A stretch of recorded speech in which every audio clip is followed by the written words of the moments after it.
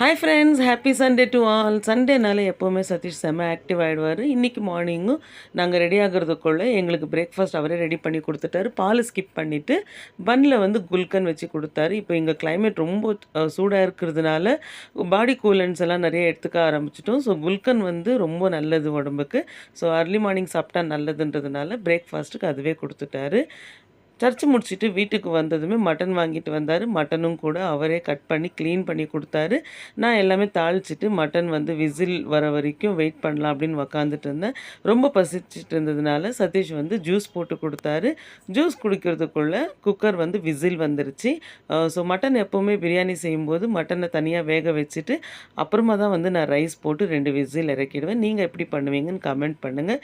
இன்றைக்கி மட்டன் ரொம்பவுமே டேஸ்டியாகவும் ஜூஸியாகவும் இருந்தது. இந்த சண்டே இப்படி தான் எங்களுக்கு போச்சு. தேங்க்ஸ் ஃபார் வாட்சிங். Have a good day. Video பிடிச்சிருந்தா லைக் பண்ணுங்கள்.